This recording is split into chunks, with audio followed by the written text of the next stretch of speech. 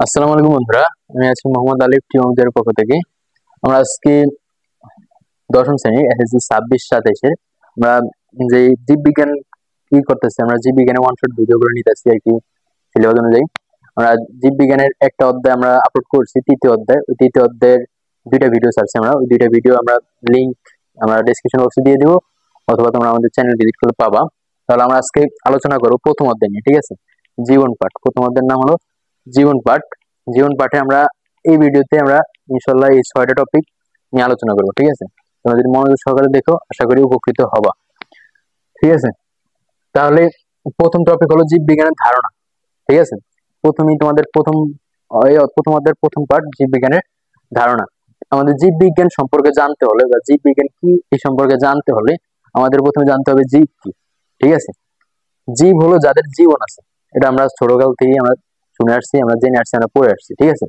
জীব যাদের জীবন আছে তারাই হলো কি জীব। তাহলে আমরা জীব বিজ্ঞানের বলতে পারি যে জীব বিজ্ঞান হলো এরকম একটি শাখা বিজ্ঞানের, যে শাখায় জীব নিয়ে আলোচনা করা হয়। জীবের যে আর কি কার্যকলাপ, ঠিক আছে? জীবের একটি বংশ বিস্তার, তারপরে জীবের অন্তর্ভুক্ত আর কি শরীরবৃত্তীয় কার্যাদি, ঠিক আছে? জীবের জীবন নিয়ে আলোচনা করা হয়, ওটা হলো কি জীব বিজ্ঞান, ঠিক আছে? তবে এখানে আমাদের একটা জিনিস হলো যে আমাদের জীব বিজ্ঞানের সাথে কিন্তু পদার্থ বিজ্ঞান এবং রসায়ন কিন্তু সম্পর্ক আছে। আমরা যদি আর কি বিরাট পরিসরে, ঠিক আছে, বড় পরিসরে আমরা যদি এই ইউনিভার্সের বা এই মহাবিশ্বের যদি সকল বস্তুর দিকে আমরা লক্ষ্য করি, সকল পদার্থের দিকে লক্ষ্য করি, সকল পদার্থ কিন্তু বড় পরিসরে কিন্তু দুই ভাগে বিভক্ত। এক ভাগ হলো যাদের জীবন আছে অর্থাৎ জীব, আর যাদের জীবন নাই বা জড় পদার্থ, ঠিক আছে? তাহলে জড় আর জীব এই দুটার ভিতরে পার্থক্য কি? এই দুটার ভিতরে পার্থক্য হলো একজনের আর কি এক ভাগের জীবন আছে, আরেক ভাগের জীবন নাই। আসলে এই জীবন যাদের জীবন আছে তাদের ভিতরে আর যাদের জীবন নেই তাদের ভিতরে অনেক পার্থক্য। যাদের জীবন আছে তারা কি করতে পারে, তারা বংশ বিস্তার করতে পারে, তারা খেতে পারে, তারা আবার মল ত্যাগ করতে পারে, তারা আবার আর কি নিয়ে শরীর শক্তি করতে পারে, উৎপন্ন করতে পারে। তারপরে তারা পারে হাঁটাচলা করতে পারে, গমন করতে পারে। আবার অনেক উন্নত জীব আছে যারা কথা বলতে পারে, ঠিক আছে? তাদের বুদ্ধিভিত্তিক ভাবে উন্নত, তাদের বুদ্ধি আছে, তারা নিজের থেকে সিদ্ধান্ত নিতে পারে, ঠিক আছে? এরা হলো কিন্তু জীব। আচ্ছা, আর যাদের আর কি জীবন নাই মানে জ্বর, ওরা কিছু করতে পারে না। ওদের যদি বাইরে থেকে বল প্রয়োগ করা হয় বা শক্তি প্রয়োগ করা হয়, তাহলে কিন্তু তারা আর কি নাড়াচাড়া করতে পারে বা আর কি দূরত্ব অতিক্রম করতে পারে, ঠিক আছে? তাদের যে জীবন নাই, তাদের কোনো চেতনা নাই, তারা হলো অচেতন বস্তু, ঠিক আছে? তারা হলো কিন্তু জড় পদার্থ। তাহলে এই জীব বিজ্ঞান আলোচনা করা শুধু জীবন আছে যাদের, ওদের নিয়ে, ঠিক আছে? ওদের নিয়ে এই বিজ্ঞান গঠিত, জীব বিজ্ঞান। তবে এর সাথে রসায়ন আর পদার্থ বিজ্ঞানের কি সম্পর্ক সেটা বলি। আর রসায়ন আমি ক্ষুদ্রভাবে বলি আর কি, রসায়ন আর পদার্থ বিজ্ঞান কি সম্পর্ক। ধরো আমি মানুষ, আমি তো একটা জীব নাকি? আমি যদি জীব, আমাদের যে শরীরটা আছে, বাহ্যিক যে শরীরটা, এই শরীরটা কিন্তু আমাদের একটা পদার্থ, ঠিক আছে? মানে এটা জায়গা দখল করে, এটা ভর আছে, ঠিক আছে? যেহেতু এটা পদার্থ, এটা নিয়ে অবশ্যই তোমাদের ফিজিক্সে বা পদার্থবিজ্ঞানে আলোচনা করা হয়, যেহেতু পদার্থ এটা। কেন, যেমন আমরা যদি উদাহরণস্বরূপ বলি মেডিকেল ফিজিক্স, ঠিক আছে, বায়োফিজিক্স ইত্যাদি। তারপরে তোমাদের আছে রসায়ন, ঠিক আছে? রসায়নের সাথে কি সম্পর্ক? রসায়নের সাথে সম্পর্ক হলো এরকম যে মনে করো আমাদের শরীরের ভিতরে বিভিন্ন আর কি জৈব রাসায়নিক কার্যাদি হয়ে থাকে। যেমন তোমাদের বলতে পারো আহ শ্বসন হয়, আর তারপর আমাদের শরীরের ভিতরে রেচন রেচন হয়, তারপরে তোমাদের আছে কি পরিপাক হয়। তারা আরো কার্যাবলী আছে আর কি, হরমোন তৈরি, হরমোন নিঃসরণ, ঠিক আছে? এই সকল কিছু কিন্তু রসায়নের সাথে আবার রিলেটেড, ঠিক আছে? যেমন সালোক সংশ্লেষণ হয়, ঠিক আছে? এগুলো কিন্তু জৈব রাসায়নিক প্রক্রিয়া। যেহেতু কি রসায়ন আছে আর যে কি পদার্থ, যেহেতু আমাদের শরীরটা পদার্থ, তাহলে এগুলো কিন্তু রসায়ন এবং জীব বিজ্ঞানের ভিতরে আর কি রসায়ন এবং পদার্থ বিজ্ঞানের ভিতরে আলোচনা করা হয়। তাহলে জীব বিজ্ঞান পুরোপুরি জানতে হলে রসায়ন এবং পদার্থ বিজ্ঞানের কিছু জ্ঞান থাকতে হবে, অর্থাৎ ভৌত বিজ্ঞানের কিছু জ্ঞান থাকতে হবে। তারপরে তোমাদের আরেকটু বিষয় হলো তোমাদের যেই জীব, ঠিক আছে? জীব কিন্তু জীবের যে শরীর বা জীবনটা, এটা তৈরি হয় কিন্তু জ্বর থেকেই, ঠিক আছে? জড় পদার্থ থেকে। যেমন আমাদের যে শরীরটা, এটা কিন্তু অনেক প্রকারের জড় পদার্থ দ্বারা কিন্তু গঠিত, রাসায়নিক পদার্থ দ্বারা গঠিত। আবার এই এটা একটা উদাহরণ দিচ্ছি তোমাদের বইয়ের ভিতরে। যেমন তোমাদের মনে করো যে পানি, ঠিক আছে? পানির সংকেত জানি কি আমরা H2O, ঠিক আছে? মানে দুইটা হাইড্রোজেন পরমাণু আর একটা অক্সিজেন পরমাণু আছে পানির অণুতে। একটা অণুতে পানি যৌগিক পদার্থ, এটা একটা অণুতে দুইটা হাইড্রোজেন আর একটা অক্সিজেন আছে নাকি? এখন হাইড্রোজেন কিন্তু হলো একটা গ্যাস, ঠিক আছে, হাইড্রোজেন গ্যাস, অক্সিজেন কিন্তু গ্যাস, ঠিক আছে, অক্সিজেন গ্যাস, ঠিক আছে। এই দুইটা গ্যাসের বিক্রিয়ার মাধ্যমে কিন্তু একটা নতুন একটা পদার্থের সৃষ্টি হয়। এই পদার্থটা হলো পানি, এটা হলো তরল, ঠিক আছে। মানে গ্যাস, এটা হলো গ্যাস, এটা হলো গ্যাস, মানে দুইটা গ্যাসে এমন ভাবে এরকম অনুপাতে আর কি বন্ধনে আবদ্ধ হয়েছে, যে অনুপাতে আবদ্ধ হওয়ার ফলে, যে বিন্যাসের আবদ্ধ হওয়ার ফলে এটা একটা সম্পূর্ণ কি ভিন্ন ভিন্ন ধর্মের একটা পদার্থে পরিণত হয়েছে, যেটা হলো পানি, তরল, মানে গ্যাস থেকে তরল হয়েছে, ঠিক আছে। যেমন এটা যেমন সম্ভব, তেমনি জড় থেকে কিন্তু জীবন আসা সম্ভব, ঠিক আছে, এটাই বোঝানো হয়েছে। তারপরে হচ্ছে জীববিজ্ঞান। জীববিজ্ঞানে কিন্তু তোমরা সবাই জানো যে জীববিজ্ঞানকে ইংরেজিতে বলা হয় বায়োলজি, ঠিক আছে, বায়োলজি। বায়োলজি শব্দটা আসছে দুইটা গ্রিক শব্দ থেকে, একটা হলো বায়োস, বায়োস বা লোগোস, ঠিক আছে, এই দুইটা গ্রিক শব্দ, লোগোস, বায়োস আর লোগোস, এই দুইটা মিলে হয়েছে বায়োলজি, বায়োলজি, ঠিক আছে, bias plus logos equal to biology. Bias অর্থ জীবন আর লোগোস অর্থ জ্ঞান, ঠিক আছে, মানে জীবন সম্পর্কিত যে জ্ঞান, যেটাকে আমরা বলি জীববিজ্ঞান, ঠিক আছে। তারপর আমরা বলতে পারি জীববিজ্ঞান ধারণা মোটামুটি শেষ, আমরা এখানে এটা শেষ করি। তারপর আছে জীববিজ্ঞানের শাখা, ঠিক আছে, জীববিজ্ঞানের শাখা,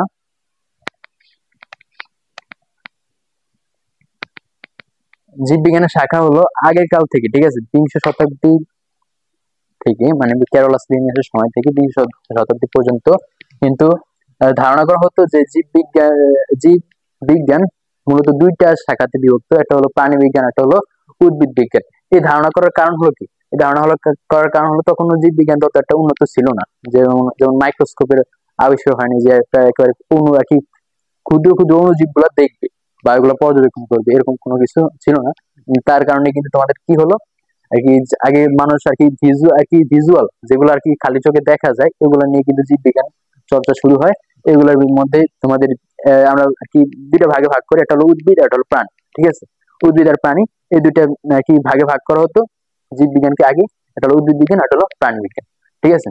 এখনো এই ধারা কিছু প্রচলন আছে, তবে জীববিজ্ঞানের উন্নতি বা পদযাত্রার মাধ্যমে কিন্তু এখন কিন্তু আর এই দুইটা শ্রেণীতে বা এই দুইটা শাখা ভাগ করে কিন্তু পুরো জীববিজ্ঞানকে ব্যাখ্যা করা সম্ভব না বা অধ্যয়ন করা সম্ভব না। যার ফলে কিন্তু এখন জীববিজ্ঞানের অনেক শাখা আছে, ঠিক আছে, জীববিজ্ঞানের বিস্তৃতি অনেক বড় একটা প্রাচীন একটা বিজ্ঞান, ঠিক আছে, এটা শাখা এখন অনেক। এই শাখাগুলোকে এখন দুইটা শাখার আওতা আনা হয়েছে, ঠিক আছে। এই দুইটা শাখা হলো ফলিত জীববিজ্ঞান, আর এটা হলো ফলিত জীববিজ্ঞান, ফলিত জীববিজ্ঞান, জীববিজ্ঞান আর হলো ভৌত জীববিজ্ঞান, ঠিক আছে, ভৌত জীববিজ্ঞান বা তাত্ত্বিক জীববিজ্ঞান, জীববিজ্ঞান। আচ্ছা, ফলিত জীববিজ্ঞান কোনটা? ফলিত জীববিজ্ঞান হলো ফলিত জীববিজ্ঞান হলো যেই শাখায়, আমি ফলিতটাকে আমরা ভৌতটা পড়বো, কারণ ভৌত মানে হলো যা তত্ত্ব, ঠিক আছে, বা থিওরি, ঠিক আছে, মানে ভৌত শাখাগুলোর ভিতরে কিন্তু তাত্ত্বিক বিষয় নিয়ে বা থিওরিটিক্যাল বিষয় নিয়ে কিন্তু আলোচনা করা হয়। প্রথমে আমরা যদি কোনো কিছু একটা তৈরি করতে যাই বা কোনো কিছু গবেষণা করতে যাই বা তা বাস্তবিক জীবনে আর কি প্রয়োগ করতে চাই, তাহলে প্রথমে আমাদের ওটা থিওরিটা মেক করা লাগে, ঠিক আছে। ওই থিওরি নিয়ে আলোচনা করা হয় মূলত জীববিজ্ঞানের ভৌত শাখায়, ঠিক আছে। জীববিজ্ঞানের থিওরি গুলো নিয়ে আলোচনা করা হয় জীববিজ্ঞানের ভৌত শাখায়। আর প্রায়োগিক বিষয় নিয়ে, মানে ওই থিওরিটা বাস্তব জীবনে যে প্রয়োগ করে যে সকল ক্ষেত্রে, ওগুলোর ওই সকল শাখা একে অন্তর্ভুক্ত করা হয়েছে ফলিত জীববিজ্ঞানের ভিতরে, ঠিক আছে। মানে প্রাধান্য পায় আর কি, প্রায়োগিক বিষয়টা প্রাধান্য পায় ফলিত জীববিজ্ঞানে, আর তাত্ত্বিক বিষয়টা প্রাধান্য পায় ভৌত জীববিজ্ঞান, ঠিক আছে। তাহলে তোমাদের 4 পৃষ্ঠা দেখো যে ভৌত জীববিজ্ঞান, ভৌত জীববিজ্ঞানের শাখায় তত্ত্বীয় বিষয় নিয়ে আলোচনা করা হয়ে থাকে। এতে সাধারণত নিচে উল্লেখিত বিষয়গুলো আলোচনা করা হয়: অঙ্গ সংস্থান বা মরফোলজি, ঠিক আছে। জীবের সার্বিক অঙ্গ সংস্থানিক বা দৈহিক গঠন বর্ণনা এই শাখার আলোচ্য বিষয়। দেহের বাহ্যিক বর্ণনার বিষয়কে বহি অঙ্গ সংস্থান বা এক্সটার্নাল মরফোলজি এবং দেহের অভ্যন্তরীণ বর্ণনার বিষয়কে অন্ত অঙ্গ সংস্থান বা ইন্টারনাল মরফোলজি বলা হয়। এখানে বলছে অঙ্গ সংস্থান বা মরফোলজি, মানে আমাদের যে অঙ্গগুলো আছে, যে বাহ্যিক বা আন্তিক, ঠিক আছে, যে সকল অঙ্গগুলো আছে অঙ্গগুলোর বর্ণনা করা হয় এই অঙ্গ সংস্থান এই শাখায়। এটা হলো ভৌত শাখা, মানে থিওরিটিক্যাল শাখা। এটার ভিতরে তোমাদের এক্সটার্নাল, এটা আবার 2 ভাগে বিভক্ত, মানে বহি অঙ্গ সংস্থান মানে বাইরে, যেমন তোমাদের হাত পা ত্বক, ঠিক আছে, এগুলো নিয়ে আলোচনা করা হয় এর ভিতরে।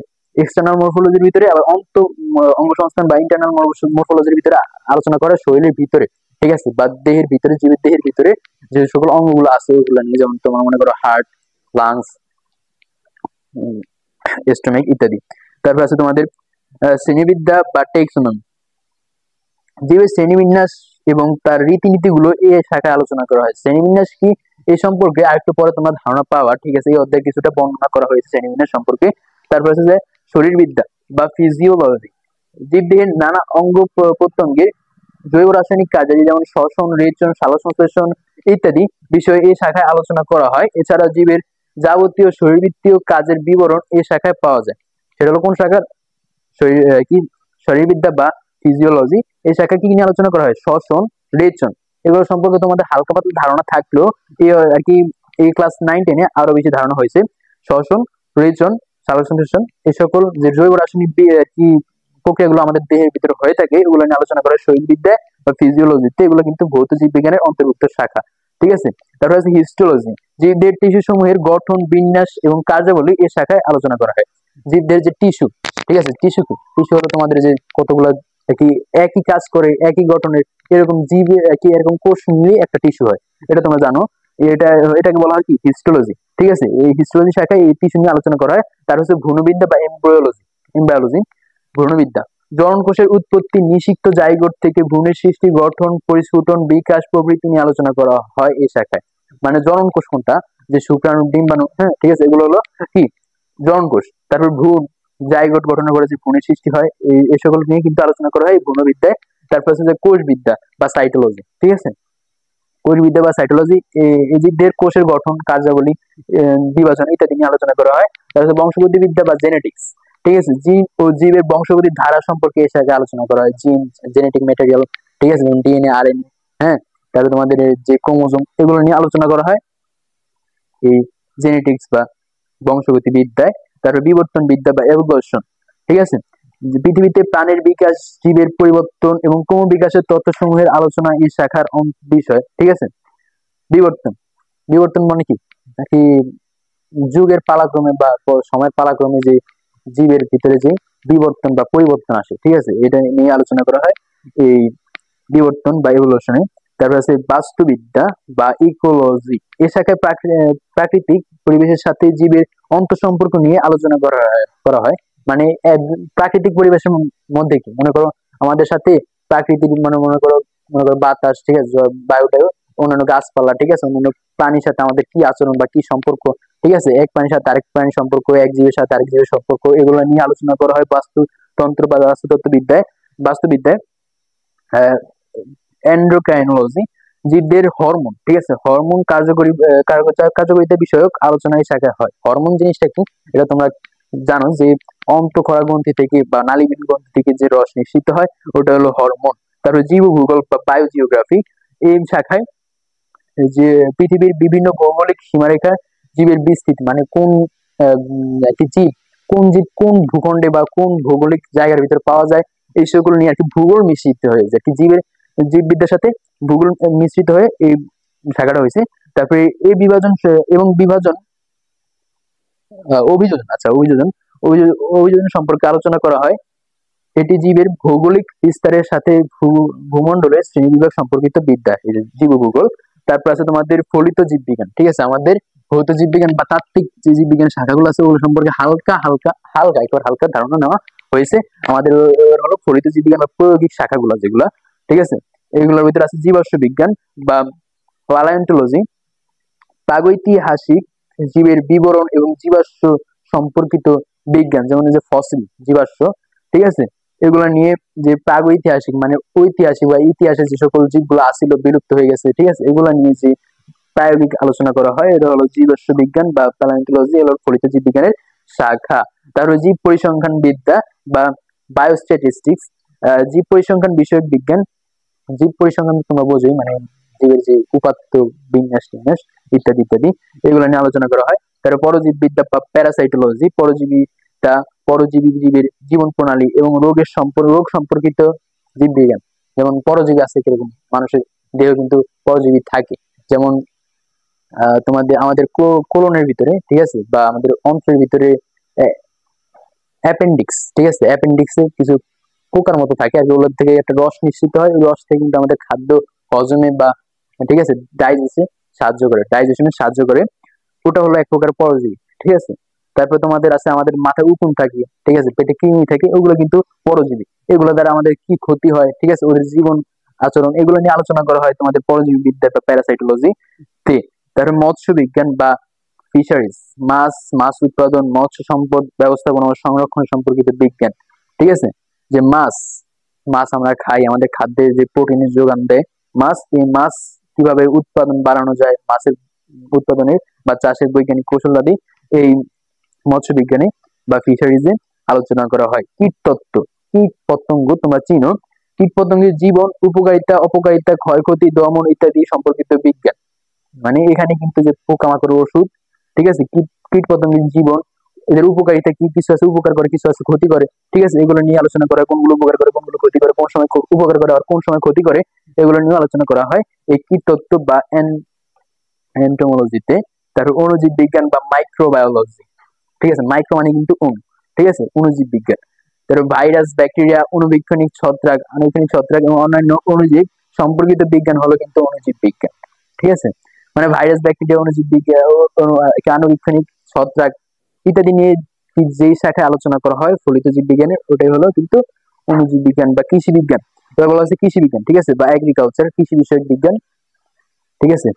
কৃষির ফলন কিভাবে বাড়ানো যায়, ঠিক আছে, কৃষিতে কিভাবে উন্নয়ন আনা যায়, এই সকল বিষয় নিয়ে প্রায়োগিক আলোচনা করা হয় কৃষি বিজ্ঞানে। তাহলে চিকিৎসা বিজ্ঞান বা মেডিকেল সায়েন্স, মানবদের রোগ চিকিৎসা ইত্যাদি সম্পর্কিত বিজ্ঞান।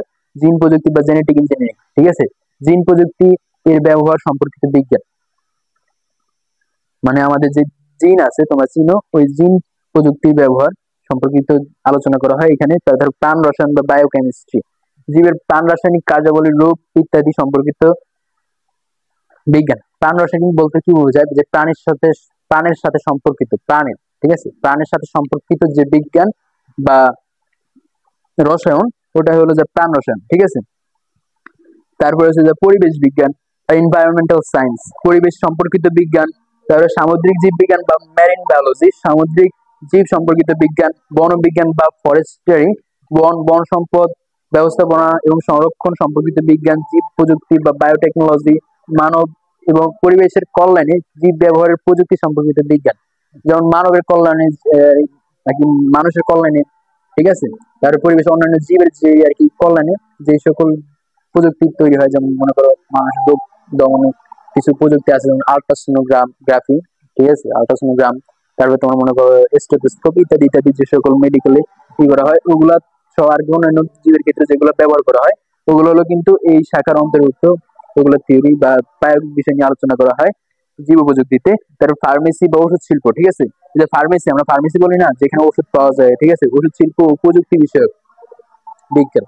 এখানে কিন্তু ওষুধ তৈরি হয় কিভাবে, কিভাবে তৈরি করতে হবে, ঠিক আছে, পরিমাণ ইত্যাদি ইত্যাদি আলোচনা করা হয় ফার্মেসিতে। বন্যপ্রাণী বিদ্যা বা ওয়াইল্ড লাইফ, বন্যপ্রাণী বিষয়ক বিজ্ঞান, বনে যে সকল প্রাণীরা থাকে আর কি, ওগুলো নিয়ে। তারপরে বায়ো ইনফরমেটিক্স, কম্পিউটার প্রযুক্তি নির্ভর জীববিজ্ঞান ভিত্তিক তথ্য, যেমন ক্যান্সার বিশ্লেষণ বিষয়ক বিজ্ঞান, ঠিক আছে। প্রযুক্তি নির্ভর কম্পিউটার মানে কম্পিউটার নির্ভর, মানে কম্পিউটার দিয়ে আর কি আমাদের দেহে, ঠিক আছে, জীবদের বিভিন্ন ইনফরমেশন যে করা হয়, অ্যানালাইসিস করা হয় কম্পিউটার প্রযুক্তি নির্ভর যেগুলো, ওগুলো হলো তোমাদের এই বায়ো ইনফরমেটিক্স এর অন্তর্ভুক্ত, ঠিক আছে। তাহলে বন্ধুরা আমাদের জীববিজ্ঞানের শাখা এই টপিকটা শেষ। আমরা তারপর টপিকে যাব, যেটা হলো জীবের শ্রেণীবিন্যাস, ঠিক আছে, টেক্সোনমি। জীবের শ্রেণীবিন্যাস বলতে আমরা কি বুঝি, মানে এই বিশাল জীব জগতে আর কি নানা প্রজাতির জীব আছে। আমার কিন্তু সোজা বাংলা কথা হিসাব বরাবর, ঠিক আছে, বুঝতে হবে। আমাদের এই মহাবিশ্বে বিভিন্ন প্রকারের জীব আছে, যেমন অনেক প্রজাতির জীব আছে। এ পর্যন্ত প্রায় 4 লক্ষ জীব ডিসকভার্ড হয়েছে, মানে আবিষ্কৃত হয়েছে, ঠিক আছে। এখনো ধারণা করা হয় যদি একেবারে সম্পূর্ণ সকল জীবের প্রজাতি যদি আমরা আবিষ্কার করতে পারি, যদি পারি, না হওয়ার সম্ভাবনা বেশি, যদি পারি, তাহলে তোমাদের এটা দাঁড়াবে 1 কোটি, ঠিক আছে, 1 কোটি প্রজাতির জীব আমাদের পৃথিবীতে আজ থাকবে তখন, ঠিক আছে। কিন্তু এখন আমাদের ধরে নেওয়া হয় 4 লক্ষ প্রজাতির জীব আছে, ঠিক আছে। এটা আবিষ্কার করা হয়েছে এই পর্যন্ত 4 লক্ষ প্রজাতির জীব। তাহলে এত প্রজাতির জীবের এত বৈশিষ্ট্য, বৈচিত্র্য সব আর কি, সব ভিন্ন ভিন্ন, ঠিক আছে। প্রজাতির বৈশিষ্ট্য ভিন্ন ভিন্ন হওয়ার কারণে কিন্তু এগুলো আলাদা আলাদা প্রজাতি, ঠিক আছে। মানে এদের ভিন্ন ভিন্ন বৈশিষ্ট্য সম্পর্কে আমাদের জ্ঞান লাভ, ঠিক আছে, করাটা কিন্তু এত সোজা না, ঠিক আছে। এটা আর কি অনেক সময় সাপেক্ষ ব্যাপার এবং অনেক কঠিন, ঠিক আছে। তাই এটাকে সহজ করার জন্য, এটা কম সময়ে যাতে আমরা এগুলো সবগুলো জীবের বৈশিষ্ট্য সম্পর্কে ধারণা লাভ করতে পারি, জানতে পারি সংক্ষিপ্ত আকারে, তার জন্য কিন্তু এই জীবের শ্রেণীবিন্যাসটা আনা হয়েছে, জীবের শ্রেণীবিন্যাসটা করা হয়েছে। জীবের শ্রেণীবিন্যাসে কিন্তু তোমাদের আর কি যে গুরুত্বটা বা যে উদ্দেশ্যটা আছে ওটা তোমরা ভালোভাবে পড়ে নিবা, ঠিক আছে। এটা জীবের শ্রেণীবিন্যাসের বিশেষ ভূমিকা রাখছে কিন্তু ক্যারোলাস লিনিয়াস, সুইডিশ বিজ্ঞানী, ঠিক আছে, সুইডিশ বিজ্ঞানী ক্যারোলাস লিনিয়াস। তাছাড়াও কিন্তু এর আগে থেকে কিন্তু বিভিন্ন বিজ্ঞানীরা আর কি চেষ্টা করেছিল যাতে শ্রেণীবিন্যাস কি করতে, কিন্তু এতে বিশেষ ভূমিকা পালন করেছে কিন্তু সুইডিশ বিজ্ঞানী প্রকৃতিবিদ ক্যারোলাস লিনিয়াস, ঠিক আছে। তারপর এখানে শ্রেণীবিন্যাসের উদ্দেশ্য যেটা আমি একটু পড়ি। শ্রেণীবিন্যাসের উদ্দেশ্য হলো প্রতিটি জীবের দল ও উপদল সম্বন্ধে জ্ঞান আহরণ করা, ঠিক আছে। প্রতিটি জীবের দল এবং উপদল বলতে কি বুঝেছে, মানে প্রতিটি জীব আলাদা আলাদা প্রজাতি, ঠিক আছে, মানে আলাদা আলাদা দল আছে, আলাদা আলাদা দলে বিভক্ত, যেমন মানুষ এক দল, ঠিক আছে। এগুলা এই সকল দলের দলের আবার উপদল আছে মানে মানুষের ভিতরে আবার আছে, যেমন মনে করো আমি আর কি একটু উদাহরণ দিতেছি, যেমন মানুষের ভিতরে আছে আবার উপদল বলতে তোমাদের নারী আছে, পুরুষ আছে, ঠিক আছে। এগুলা দল উপদল সম্পর্কে জ্ঞান আহরণ করা, এগুলো আর কি এক্সাম্পল দিলাম আর কি। হলো শ্রেণীবিন্যাসের উদ্দেশ্য জীব জগতের ভিন্নতার দিকে আলোকপাত করে আহরিত জ্ঞানকে সঠিকভাবে সংরক্ষণ করা।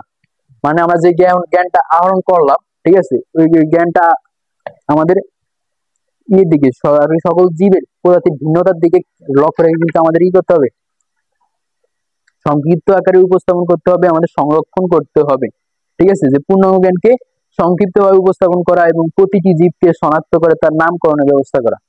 এই যে নতুন নতুন প্রজাতির জীব, ঠিক আছে, যে আমরা আবিষ্কার করি, ঠিক আছে, আবিষ্কৃত হয়, ওগুলোর নাম আর কি বিপদ নাম আছে, ঠিক আছে, এরকম নামকরণ করা, ঠিক আছে। এদের কি আর কি কোন শ্রেণীতে কি কোন শ্রেণীতে কোন পর্বে কোন গোত্রে রাখবে বা অন্তর্ভুক্ত করবে, এই সকল বিষয় নিয়ে এই শ্রেণীবিন্যাস কাজ করে, ঠিক আছে।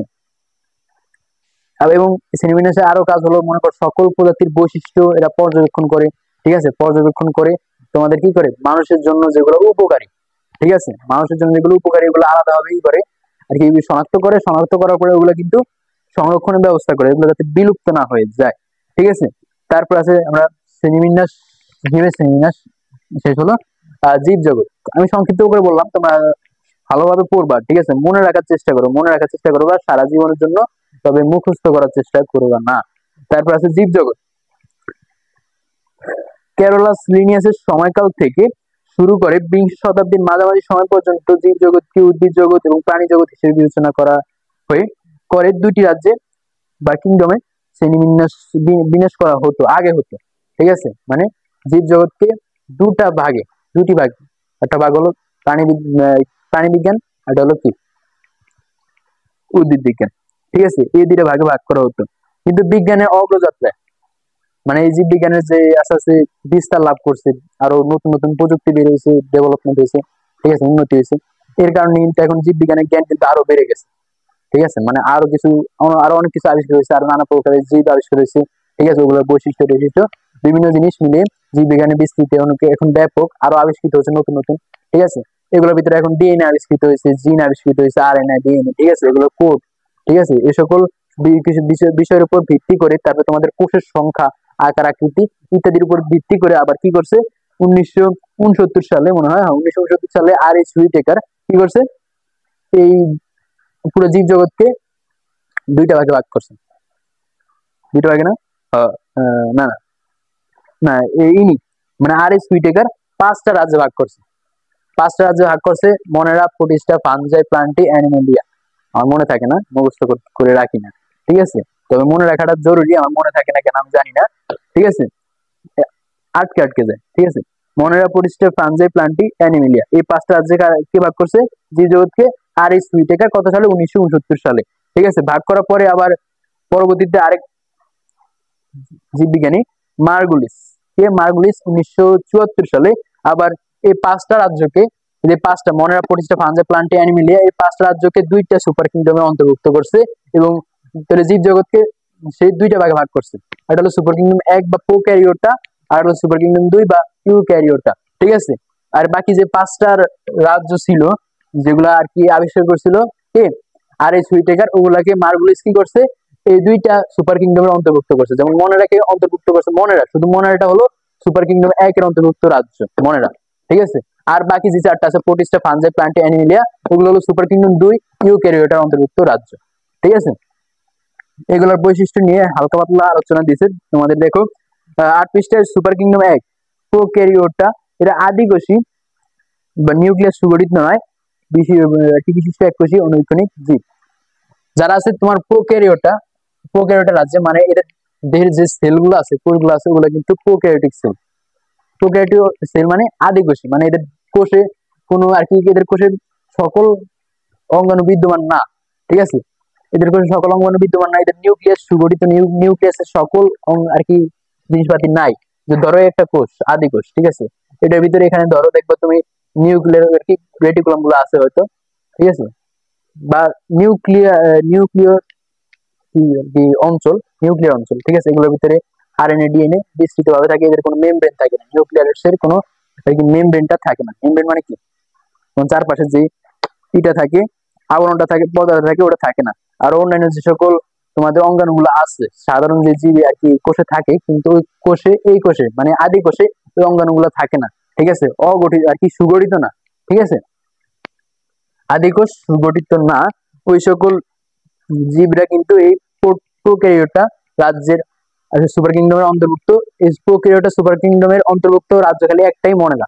ঠিক আছে, একটা রাজ্যই মনেরা। এই মনেরা সম্পর্কে বলছে যে এরা এককোষী ফিলামেন্টাস। ফিলামেন্টাস মানে কি? এদের দেহে যে কোষগুলা, ওগুলা একটার সাথে একটা ফিলামেন্ট আকারে, ফিলামেন্ট চিনো? মানে আর কি কাচের লম্বা আর কি সরু আর কি এর ভিতর মতো, কি মতো জানো, এই আর কি এরকম কাচের লম্বা সরু কোন জিনিস, এরা ফিলামেন্টাস কলোনিয়াল। ঠিক আছে, লম্বা হয়ে যে বলছে লম্বালম্বি ভাবে যুক্ত হয়ে ফিলামেন্ট গঠন করে। এটা হচ্ছে কলোনিয়াল। কলোনিয়াল মানে কি? কলোনিবদ্ধ ভাবে থাকে, মানে দলবদ্ধ ভাবে চলাফেরা করে, দলবদ্ধ ভাবে বসবাস করে। এই মনের রাজ্যের জীবরা, তার কোষে ক্রোমাটিন বস্তু থাকে কিন্তু নিউক্লিওলাস ও নিউক্লিয়ার পর্দা নেই। আমি যেখানে বলছিলাম এখানে নিউক্লিয়াস ওলাস আছে বলছিলাম মনে হয়, নাই কিন্তু। ঠিক আছে, নিউক্লিয়ার পর্দাও নাই, মানে নিউক্লিয়াস মেমব্রেনটা, নিউক্লিয়াস চারপাশে যে ঘিরে থাকে আমাদের কোষে, কিন্তু এদের কোষে নাই। এরা হলো কি? অনুন্নত জীব। ঠিক আছে, এরা আদিকোষী, তাই এদের কোষে এরকম নাই। ঠিক আছে, এদের দেহে প্লাস্টিড, মাইটোকন্ড্রিয়া যেগুলো বলছিলাম, যে এন্ডোপ্লাজমিক রেটিকুলাম ইত্যাদি নেই, কিন্তু রাইবোজোম আছে। এরকম সাধারণ অঙ্গগুলো নেই, কিন্তু রাইবোজোম আছে এদের কোষে। প্রধানত শোষণ পদ্ধতিতে সাহায্য গ্রহণ করে, মানে শুষে শুষে খায়। তবে কেউ কেউ আবার সালোক সংশ্লেষণ করে, যে ফটোসাইন্থেসিস বা সালোক সংশ্লেষণ পদ্ধতিতে খাদ্য প্রস্তুত করে, যেমন নীলাভ, সবুজ শৈবাল, হ্যাঁ, ব্যাকটেরিয়া ইত্যাদি। তাহলে আমাদের মনে শেষ হলো। আমরা এখন প্রোটিস্টা, সুপার কিংডম 2 ইউক্যারিওটা।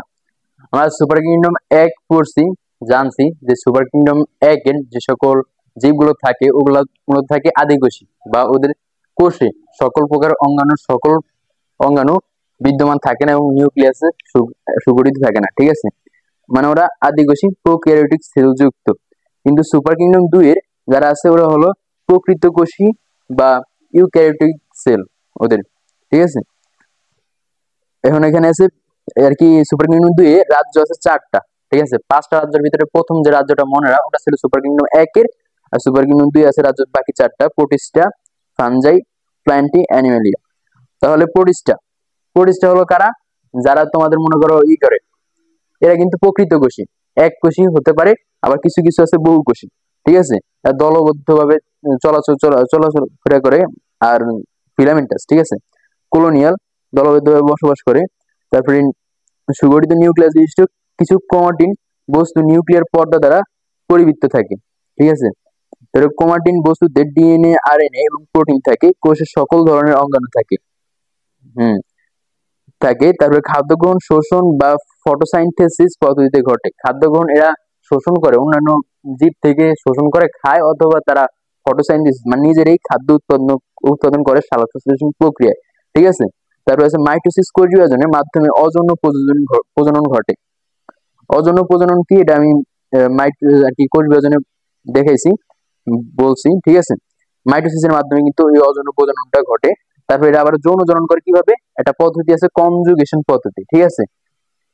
এই কনজুগেশন পদ্ধতির মাধ্যমে তাদের ভ্রূণের সৃষ্টি হয় না, তবে গ্যামেটের দুইটি ভিন্নধর্মী গ্যামেটের মিলনের ফলে যৌন জনন ঘটে। কোন পদ্ধতিতে? কনজুগেশন পদ্ধতিতে। উদাহরণগুলো মনে রাখবা। উদাহরণ হলো তোমাদের অ্যামিবা, প্যারামেসিয়াম, এককোষী বহুকোষী শৈবাল ইত্যাদি। ঠিক আছে। শৈবাল কিন্তু এই প্রোটিস্টা রাজ্যে, অ্যামিবা অ্যান্টামিবা এগুলা প্রোটিস্টা রাজ্যের, ডায়াটম। ঠিক আছে।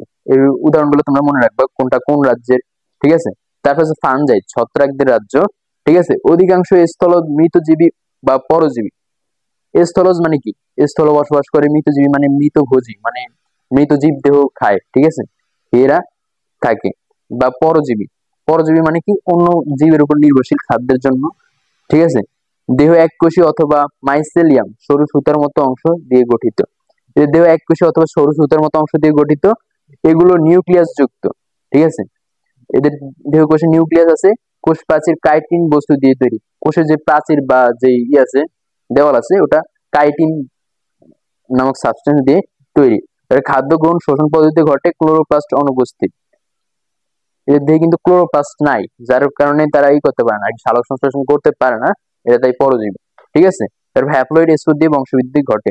এদের উদাহরণস্বরূপ আছে ইস্ট, পেনিসিলিয়াম, মাশরুম। এগুলো কিন্তু এক এক প্রকার ছত্রাক। ঠিক আছে। ফানজাই মানে ছত্রাক। তারপর আছে প্লান্টিং। এরা প্রকৃত নিউক্লিয়াস যুক্ত সালোক সংশ্লেষণকারী উদ্ভিদ।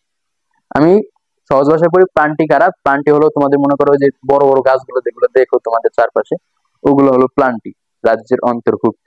ঠিক আছে। এদের দেহে উন্নত টিস্যুতন্ত্র বিদ্যমান, উন্নত টিস্যুতন্ত্র বিদ্যমান। তোমাদের গহ নাম্বারের থাকে কিন্তু কিছু তোমার উদ্দীপকে কিছু আর কি জীবের আর কি উদাহরণ দিবে, চিত্র দিবে, অথবা তোমাদের নামই দিবে বা চিত্র দিবে, দিয়ে বলবে যে এগুলা কোন জীবটা কোন জীবের থেকে বেশি উন্নত। ঠিক আছে। উন্নতর বিচার করবা কিভাবে? উন্নত কোনটা বেশি উন্নত, এই সকল এই বিবেচনা করবা কিভাবে? কাদের কোষ সংখ্যা বেশি, কারা আদি কোষী বা কারা প্রকৃত কোষী। ঠিক আছে। যারা প্রকৃত কোষী, যাদের দেহ কোষ বেশি, তারা কিন্তু আর কি আদি কোষীদের থেকে, এক কোষীদের থেকে উন্নত। ঠিক আছে। তাহলে এই পাঁচটা রাজ্যের ভিতরে প্লান্টি আর কি উদ্ভিদগুলোর ভিতরে প্লান্টি আর অ্যানিমেলিয়া এই দুইটা কিন্তু উন্নত। ঠিক আছে। প্লান্টি আর অ্যানিমেলিয়া উন্নত। এরা আর কি বহুকোষী, এদের ভ্রূণ সৃষ্টি হয়। ঠিক আছে। দেহের দেহ টিস্যুতন্ত্র জটিল উন্নত টিস্যুতন্ত্র বিদ্যমান। যেহেতু তোমাদের মনে করো কোষ, দেহ কোষ অনেক। ঠিক আছে। বহু কোষ দিয়ে এদের দেহ গঠিত, বড় একটা গাছ। ঠিক আছে। বড় গাছ গুলা। তাহলে এদের দেহে টিস্যুতন্ত্র মানে কোষ দিয়ে তো টিস্যু তৈরি হয়, মানে টিস্যুতন্ত্র আরো জটিল হবে, আরো উন্নত হবে। ঠিক আছে। এই এদের ভ্রূণ সৃষ্টি হয় এবং তা থেকে ডিপ্লয়েড পর্যায়ে শুরু হয়। এদের ভ্রূণ সৃষ্টি হয় প্রধানত স্থলজ, তবে অসংখ্য জলজ প্রজাতি আছে। এদের যৌন জনন অ্যানাইসোগ্যামাস, অর্থাৎ আকার আকৃতি অথবা শারীরবৃত্তীয় পার্থক্য বিশিষ্ট ভিন্নধর্মী দুটি গ্যামেটের মিলনের মাধ্যমে যৌন জনন সম্পন্ন হয়। যৌন জনন কি তোমরা জানো যে দুইটা গ্যামেটের মিলনের মাধ্যমে, পুং গ্যামেট আর স্ত্রী গ্যামেটের মিলনের মাধ্যমে প্রথমে একটা কোষের সৃষ্টি হয়, ডিপ্লয়েড কোষ, ওটা থেকে আস্তে আস্তে ভ্রূণের সৃষ্টি হয়, তারপরে একটা জীবের সৃষ্টি হয়। তারপরে এরা আর্কিগোনিয়েট অর্থাৎ আর্কিগোনিয়াম বা স্ত্রী জনন অঙ্গ বিশিষ্ট উদ্ভিদ। ঠিক আছে। এদের জনন অঙ্গের নাম কি? আর্কিগোনিয়াম। এরা সপুষ্পক। এরা আবার সপুষ্পক। ঠিক আছে। মানে এদের পুষ্প হয়, ফল হয়। ঠিক আছে। উদাহরণ উন্নত সবুজ উদ্ভিদ। এদের উদাহরণ তোমাদের দেখাচ্ছে, কাঁঠাল গাছ দিছে, আম গাছ বলতে পারো তোমরা, তারপর অন্যান্য গাছ বলতে পারো। প্লান্টি বিভাগগুলো ছকের মাধ্যমে দেখানো। প্লান্টির আবার কিছু বিভাগ আছে, যেমন বায়ো কি ব্রায়োফাইট বা পানি সংবহন তন্ত্র বিহীন উদ্ভিদ। যারা তাদের পানি সংবহন তন্ত্র নাই, তারা হলো প্লান্টি রাজ্যের এই অংশের, মানে এই শাখার কি ব্রায়োফাইট। ঠিক আছে। ব্রায়োফাইট শাখা, যেমন এখানে আছে মশবর্গীয় উদ্ভিদ। তারপর ট্রাকিওফাইট। ঠিক আছে। ট্রাকিওফাইটা ব্রায়োফাইটা ট্রাকিওফাইটা। ট্রাকিওফাইটা হলো কারা? যাদের আর কি দেহে পানি সংবহন তন্ত্র আছে। ঠিক আছে। আবার ট্রাকিওফাইটা আবার তিনটা তিনটা ভাগে বিভক্ত। ফানবর্গীয় উদ্ভিদ, নগ্নবীজী উদ্ভিদ, বীজী উদ্ভিদ। নগ্নবীজী উদ্ভিদ কারা? যাদের আর কি বীজের উপরে আবরণ নাই। আর আবৃতবীজী মানে তাদের বীজের উপরে আবরণ আছে, ঠিক আছে। তারপরে রাজ্য 5 অ্যানিমেলিয়া, ঠিক আছে। আমরা এই রাজ্যের কিন্তু অন্তর্ভুক্ত জীব আমরা মানুষ, ঠিক আছে। এরা নিউক্লিয়াস বিশিষ্ট ও বহুকোষী প্রাণী। এরা কিন্তু প্রাণী, অ্যানিমেলিয়া এরা প্রাণী। এরা নিউক্লিয়াস বিশিষ্ট এবং বহুকোষ বিদ্যমান এদের দেহে। এদের কোষে কোনো জড় কোষ প্রাচীর, প্লাস্টিড ও কোষ গহ্বর নেই, এটা আমরা জানি, ঠিক আছে। যে প্রাণী কোষে কোষ প্রাচীর থাকে না, প্লাস্টিড থাকে না, কোষ গহ্বর বড় কোনো কোষ গহ্বরও থাকে না। প্লাস্টিড না থাকায় এরা হেটারোট্রফিক, অর্থাৎ এরা পরভোজী, মানে খাদ্যের জন্য অন্য জীবের উপর নির্ভরশীল। মনে করো আমরা মানুষ, আমরা কিন্তু সালোক সংশ্লেষণ করতে পারি না। কেন করতে পারি না? কারণ আমাদের কোষে আর কি নেই, প্লাস্টিড নাই, ঠিক আছে। যার কারণে আমরা সূর্য থেকে আলো নিই, তারপরে আমাদের মাটি থেকে পানি, এভাবে আর কি গাছ যেভাবে সালোক সংশ্লেষণ করে, ফটোসাইন্থেসিস করে, এভাবে আমরা সালোক সংশ্লেষণ করে খাদ্য, আমরা খাদ্য নিজেরা উৎপাদন করতে পারি না। আমরা খাদ্যের জন্য প্রত্যক্ষ অথবা পরোক্ষভাবে কিন্তু উদ্ভিদের উপর নির্ভরশীল, ঠিক আছে। তারপর এরা খাদ্য গলাৎকরণ মানে কি? গিলে ফেলা, ঠিক আছে। গলাৎকরণ মানে গিলে ফেলা মানে আমরা গিলে খাই, ঠিক আছে। দেহে জটিল টিস্যুতন্ত্র বিদ্যমান। তারপর এরা প্রধানত যৌন জননের মাধ্যমে বংশবৃদ্ধি করে। যৌন জনন কি তোমরা একটু আগে বলছি। পরিণত ডিপ্লয়েড পুরুষ এবং স্ত্রী প্রাণীর জননাঙ্গ থেকে হ্যাপ্লয়েড গ্যামেট উৎপন্ন হয়। যে হ্যাপ্লয়েড গ্যামেট কোনগুলো? যে ছেলেদের হয় শুক্রাণু, মেয়েদের হয় ডিম্বাণু, এগুলো কিন্তু হলো হ্যাপ্লয়েড গ্যামেট, ঠিক আছে। এগুলো মিলিত হয়ে নিষিক্ত একটা কোষের সৃষ্টি হলো ডিপ্লয়েড কোষ, জাইগোট কোষ, ঠিক আছে। তারপর ভ্রূণের সৃষ্টি হয়। ভ্রূণ বিকাশকালীন সময়ে ভ্রূণীয় স্তর সৃষ্টি হয়, ঠিক আছে। উদাহরণ হলো প্রোটোজোয়া ব্যতীত সকল অমেরুদণ্ডী এবং মেরুদণ্ডী প্রাণী। এদের মধ্যে কিন্তু কিছু অমেরুদণ্ডী প্রাণীও আছে, তবে প্রোটোজোয়া ব্যতীত। প্রোটোজোয়া কিন্তু অ্যানিমেলিয়া রাজ্যের অন্তর্ভুক্ত না, ঠিক আছে। তারপরে 2004 সালে অক্সফোর্ড বিশ্ববিদ্যালয়ের টমাস ক্যালভিয়ার স্মিথ এই জীবজগতের প্রোটিস্টাকে প্রোটোজোয়া এবং ক্রোমিস্টা নামে দুটি ভাগে ভাগ করেন এবং মনে রাখে ব্যাকটেরিয়া রাজ্য হিসেবে পুনর্নাম করেন। মানে কি করছে ইনি? 2004 সালে অক্সফোর্ড বিশ্ববিদ্যালয়ের টমাস ক্যালভিয়ার স্মিথ জীবজগতের প্রোটিস্টাকে প্রোটোজোয়া এবং ক্রোমিস্টা এই দুইটি নামে দুইটি ভাগে ভাগ করেন। দুইটা ভাগ কি? প্রোটোজোয়া এবং ক্রোমিস্টা। মনে রাখে ব্যাকটেরিয়া রাজ্য হিসেবে পুনঃনামকরণ করেন। এভাবে তিনি জীবজগৎকে মোট 6টি রাজ্যে ভাগ করেছে। এই বিষয়ে তোমরা উপরের শ্রেণীতে জানতে পারবে। আচ্ছা, তাহলে আমাদের জীবজগৎটা শেষ। তোমরা আরো ভালো করে পড়বা, ঠিক আছে, মনে রাখবা। তারপর আছে শ্রেণীবিন্যাসের ধাপ। শ্রেণীবিন্যাসের প্রতিটি ধাপে তার আগের ধাপের বৈশিষ্ট্যগুলোর সাথে নতুন কিছু বৈশিষ্ট্য যোগ হয়। যত উপরের ধাপ তার অন্তর্ভুক্ত বৈশিষ্ট্যের সংখ্যা তত কম এবং অন্তর্ভুক্ত জীবের সংখ্যা তত বেশি।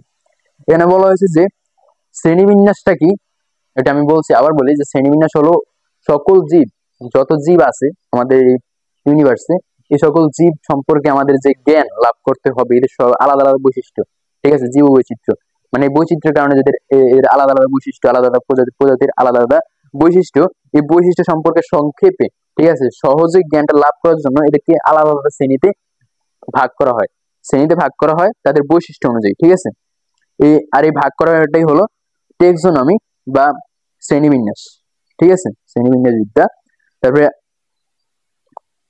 এখানে বলছে যত উপরের ধাপ তার অন্তর্ভুক্ত বৈশিষ্ট্যের সংখ্যা তত কম এবং অন্তর্ভুক্ত জীবের সংখ্যা তত বেশি, ঠিক আছে। ধাপ কিন্তু নিচে থেকে আস্তে আস্তে উপরের দিকে, যেগুলো নিচে ওগুলোর ভিতরে বৈশিষ্ট্য কিন্তু অনেক, কিন্তু অন্তর্ভুক্ত জীবের সংখ্যা কম, ঠিক আছে। আর যেগুলো উপরের ধাপ ওগুলোতে জীব কম, কিন্তু এদের জীব বেশি, তাদের বৈশিষ্ট্য কম, ঠিক আছে।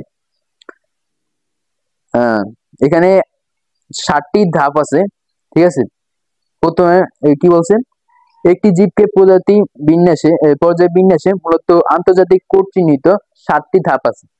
মানে 7টি ধাপে একটি জীবকে করা হয়, বিন্যাস করা হয় কি প্রজাতি পর্যায়ে, ঠিক আছে, প্রজাতি পর্যায় পর্যন্ত।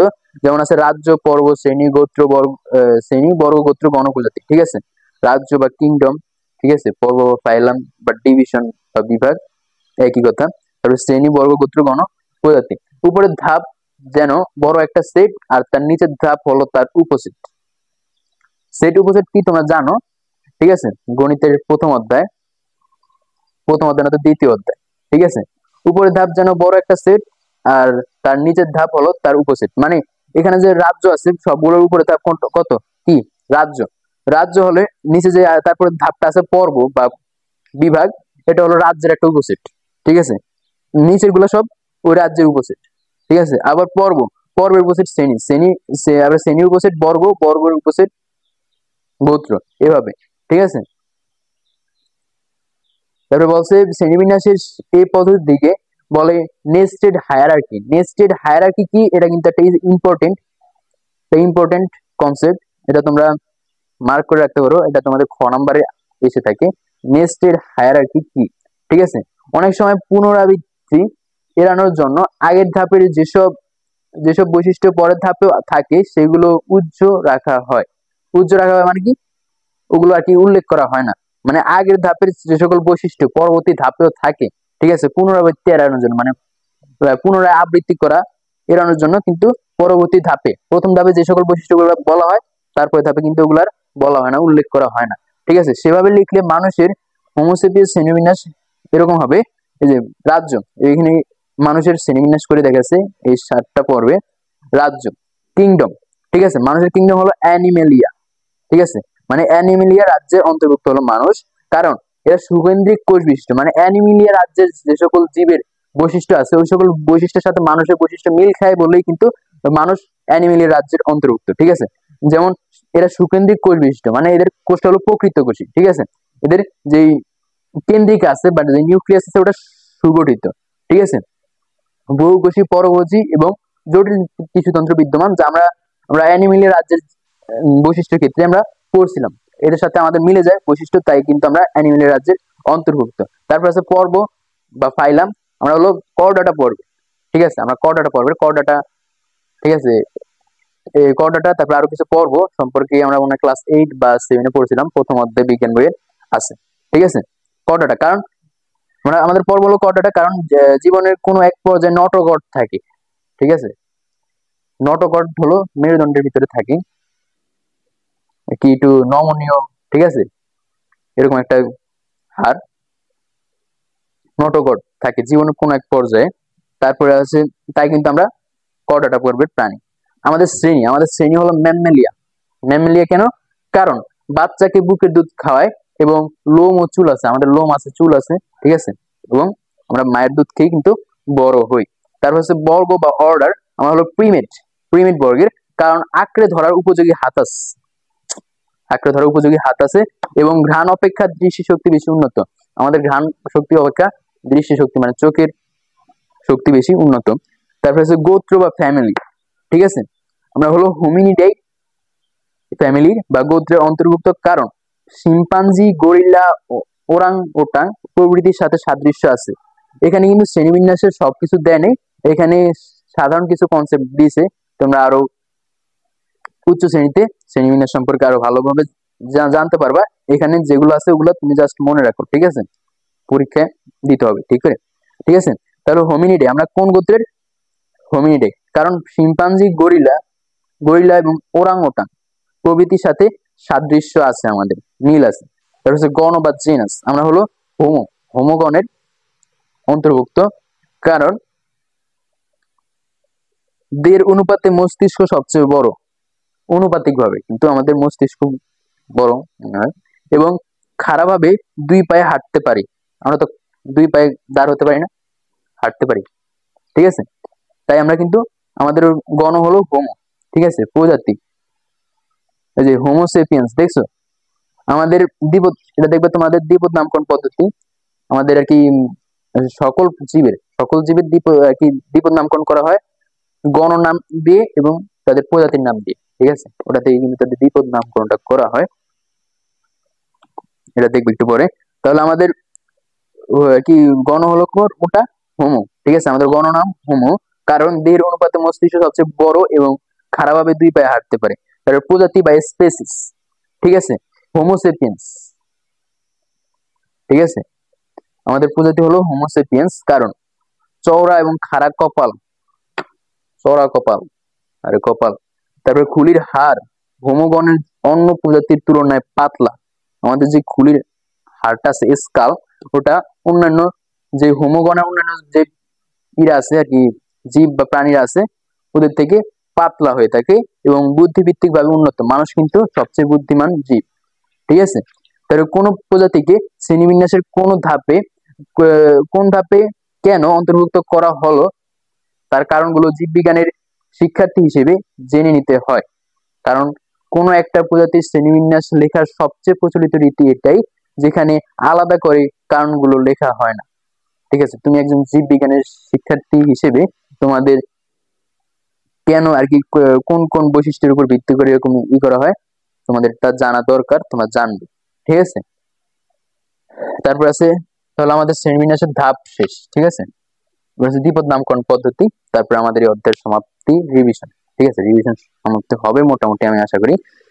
একটি জীবের বৈজ্ঞানিক নাম দুটি অংশ বা পদ দিয়ে গঠিত, ঠিক আছে। বৈজ্ঞানিক নাম আমরা হয়তো আগে থেকে অনেকে শুনছি যে দুইটি অংশ বা পদ নিয়ে গঠিত হয়, এটা দেখবা একটু পরে। প্রথম অংশটি তার গণর নাম এবং দ্বিতীয় অংশটি তার প্রজাতি নাম, ঠিক আছে। আমি একটু আগে বলছিলাম, যেমন গোল আলুর বৈজ্ঞানিক নাম হলো সোলানাম টিউবারোজাম, ঠিক আছে। এই যে সোলানাম বানান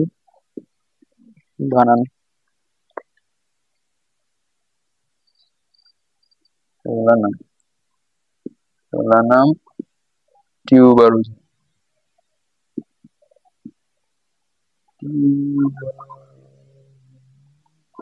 ঠিক আছে। এটা এটা হলো গোল আলুর বৈজ্ঞানিক নাম বা দ্বিপদ নাম, ঠিক আছে। এখানে এই বৈজ্ঞানিক নামে থাকে দুইটা অংশ, একটা অংশ আর এই একটা অংশ, ঠিক আছে। এটা হলো গণনাম আলুর, আর এটা হলো প্রজাতি, ঠিক আছে, প্রজাতি নাম। এখানে এটাই বলা হয়েছে। এখানে সোলানাম গণনাম এবং টিউবারোজাম হলো প্রজাতির নাম বোঝায়। এরূপ দুটি পদ নিয়ে গঠিত নামকে দ্বিপদ নাম বা নামকরণের প্রক্রিয়াকে দ্বিপদ নামকরণ পদ্ধতি বা বায়োনোমিয়াল নোমেনক্লেচার পদ্ধতি বলা হয়। এটা কিন্তু খ নম্বরে আসে, বায়োনোমিয়াল নোমেনক্লেচার, মার্ক করে রাখো, ভালোভাবে পড়ে রাখো। তারপরে দ্বিপদ নামকরণ পদ্ধতির লক্ষ্য একটাই, তা হচ্ছে এই বৈচিত্র্যময় জীবজগতের প্রতিটি জীবকে আলাদা নামে সঠিকভাবে জানা, ঠিক আছে। এই দ্বিপদ নামকরণ পদ্ধতিটা তারা প্রবর্তন করলো, কে করছে? কেওলাস লিনিয়াস। কেন করলো আর কি? এটা লক্ষ্য কিন্তু একটাই, যে সকল জীবের আলাদা আলাদা নামে তাদেরকে চেনা, ঠিক আছে, তাদের বৈশিষ্ট্য সম্পর্কে জ্ঞান অর্জন করা। তারপরে আন্তর্জাতিকভাবে কিছু সুনির্দিষ্ট নিয়ম নীতি মেনে জীবের বৈজ্ঞানিক নাম নির্ধারণ করা হয়। উদ্ভিদের নাম নির্ধারণ করে কোনটা? International code of botanical nomenclature বা আইসিবিএন কর্তৃক, এবং প্রাণীর নাম নির্ধারণ করা হয় international code of zoological nomenclature বা আইসিজেডএন কর্তৃক স্বীকৃত নিয়ম অনুসারে হতে হবে। এই পূর্ণরূপ সংক্ষিপ্ত রূপ তোমরা মুখস্থ করে নিবা, এটা ক নম্বরে আসে। প্রকৃতপক্ষে এই কোড পুস্তকাগারে লিখিত একটি দলিল। নামকরণ ল্যাটিন শব্দে হওয়ায় কোন জীবের বৈজ্ঞানিক নাম সারা বিশ্বে একই নামে পরিচিত হয়। যেমন আমরা সারা বিশ্বে যদি আমরা কথা বলতে যাই, সবার সাথে যদি কমিউনিকেট করতে যাই, তাহলে আমাদের কিন্তু ইংলিশ জানা লাগে, আমরা ইংরেজিতে কমিউনিকেট করি, যেহেতু ইংরেজি হলো আমাদের ইন্টারন্যাশনাল ল্যাঙ্গুয়েজ। ঠিক সেভাবেই এই প্রজাতির নামকরণের ক্ষেত্রে, জীবের নামকরণের ক্ষেত্রে একটা ভাষায় অনুমোদিত, সেটা হলো কি? ল্যাটিন ভাষা। এই ভাষাতেই কিন্তু নামকরণ করতে হবে। তারপরে কি বলছে? 1753 সালে সুইডিশ বিজ্ঞানী ক্যারোলাস লিনিয়াস, সুইডিশ বিজ্ঞানী মানে ইনি সুইডেনের নাগরিক ছিলেন, ক্যারোলাস লিনিয়াস স্পেসিস প্লান্টাম বইটির নাম রচনা করেন, ঠিক আছে। স্পেসিস প্লান্টাম নামে বইটি রচনা করেন, নামটা মনে রাখবা। এই বইটি উদ্ভিদ বিজ্ঞানের এক গুরুত্বপূর্ণ অধ্যায়ের সূচনা করে, কারণ এর প্রকাশনার মাধ্যমে তিনি দ্বিপদ নামকরণ পদ্ধতির প্রবর্তন করেন এবং গণ উপজাতির সংজ্ঞা দেন, ঠিক আছে। কি দিছে? Carolus Linnaeus. তিনি প্রথম এই গ্রন্থে জীবের শ্রেণী, বর্গ, গণ এবং প্রজাতি ধাপগুলো ব্যবহার করেন। লিনিয়াসের এই দ্বিপদ নামকরণ পদ্ধতি নিঃসন্দেহে একটি চমৎকার উদ্ভাবন ও পদ্ধতি অনুযায়ী প্রতিটি জীবের নামকরণের পদ্ধতি দিছে এখানে, বা নিয়ম দিছে, ঠিক আছে। আমি একটু পড়ি। নামকরণ ল্যাটিন ভাষায় কিংবা ল্যাটিন ভাষার মতো করে উপস্থাপন করতে হবে। এখানে লেখছে যে তরুণ প্রাণী বিজ্ঞানী সাজিদ আলী হাওলাদার সম্প্রতি নতুন প্রজাতির এক ব্যাঙ আবিষ্কার করেছেন। বাঙালি যা কেবল ঢাকায় পাওয়া যায়। ব্যাংকটির নামকরণ করা হয়েছে জাকারিনা ঢাকা। ঢাকা বিশ্ববিদ্যালয়ের প্রাণিবিদ্যা বিভাগের প্রতিষ্ঠাতা কাজী জাকের হোসেনের প্রতি সম্মান দেখিয়ে এই গণের নাম জাকারিনা রাখা হয়েছে। বৈজ্ঞানিক নামের দুটি অংশ থাকবে, ঠিক আছে? অবশ্যই বৈজ্ঞানিক নামে দুটি অংশ থাকতে হবে, একটা হবে গণ, একটা হবে তার প্রজাতি নাম, ঠিক আছে? তারপরে যেমন লাবিও রহিতা, আমার উচ্চারণ ভুল হতে পারে, এটি রুই মাছের বৈজ্ঞানিক নাম। এখানে লাবেও গণ এবং রহিতা হলো প্রজাতি পদ, ঠিক আছে? তাহলে জীবজগতের প্রতিটি বৈজ্ঞানিক নামকে অনন্য বা ইউনিক হতে হয়। জীববিজ্ঞানের যত প্রজাতি, তুমি যদি কোনো প্রজাতি আবিষ্কার করো, তুমি ওটার নামকরণ করবে কোনটা আর কি, ইউনিক কিছু নাম দিবা, কেননা আগে ব্যবহৃত হয়েছে এরকম কোনো নাম তুমি দিতে পারবা না, ঠিক আছে? এটা স্বীকৃত না কোড দ্বারা, ঠিক আছে? একই নাম দুটি পৃথক জীবের জন্য ব্যবহার অনুমতি নেই, মানে দুটি পৃথক জীবের নাম একটা হতে পারে না। তার বৈজ্ঞানিক নামের প্রথম অংশের প্রথম অক্ষর বড় অক্ষর হবে, বাকি অক্ষরগুলো ছোট অক্ষর হবে। এই যে এখানে আমি লিখছি এসটা জাস্ট বড় হাতে লিখছি, আর বাকি সব ছোট হাতে। এটার প্রথমে টি, এটাও কিন্তু বড় হাতে দেওয়া যাবে না, ঠিক আছে? সব ছোট হাতে, জাস্ট প্রথম পদের প্রথমটা হবে বড় হাতের, ঠিক আছে? লেখার নিয়ম, ঠিক আছে? লেখার নিয়ম কিন্তু খেয়াল করবা, হয়তো মার্কও কাটতে পারে যদি না করো, ঠিক আছে? এবং দ্বিতীয় অংশটির নাম ছোট অক্ষর দিয়ে লিখতে হবে, যেমন পেঁয়াজের দিছে অ্যালিয়াম সেপা, সিংহ প্যান্থেরা লিও, ঠিক আছে? বৈজ্ঞানিক নামগুলো মুখস্থ করবা। বৈজ্ঞানিক নাম মুদ্রণের সময় সর্বদা ইটালিক অক্ষর লিখতে হবে। ইটালিক মানে কি, তেরা করে, বাঁকা করে, ঠিক আছে? ফন্ট আছে তোমাদের, যারা লেখালেখি করো কম্পিউটারে তারা জানো, ইতালিক অক্ষরে লিখতে হবে মুদ্রণের সময়, ঠিক আছে? যেমন ধানে অয়েল সেটিভা, কাতলা মাছের কাতলা কাতলা। তারপরে হাতে লেখার সময় গণ উপজাতির নামের নিচে আলাদা আলাদা দাগ দিতে হবে। আমি দিছি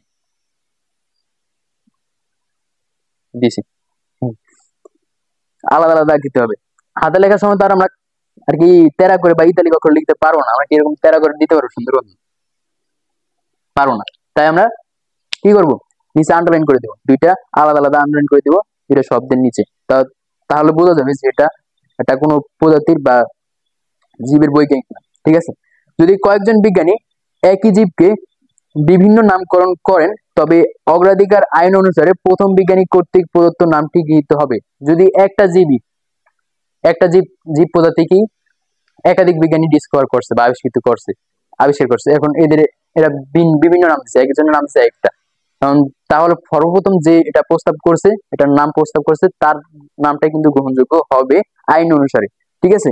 যিনি প্রথম কোন জীবের বিজ্ঞানসম্মত নাম দিবেন, তার নাম প্রকাশের সাল সহ উক্ত জীবের বৈজ্ঞানিক নামের শেষে সংক্ষেপে সংযোজন করতে হবে। যেমন হোমোসেপিয়েন্স L1758, অরাইজোসেটিভা L1753। এখানে এল হলো লিনিয়াসের নামের সংক্ষিপ্ত রূপ, ঠিক আছে? তবে দৈনন্দিন গবেষণায় ও পাঠে এটুকু অনেক সময় লেখা হয় না, এটা লেখাটা নিয়ম, কিন্তু আমরা লিখি না, ঠিক আছে? তারপরে কয়েকটি জীবের বৈজ্ঞানিক নাম দিচ্ছে, তোমরা এগুলা করে নেবা। তাহলে আজকে এই পর্যন্ত সমাপ্ত ঘোষণা করছি। সবাইকে ধন্যবাদ, আল্লাহ হাফিজ।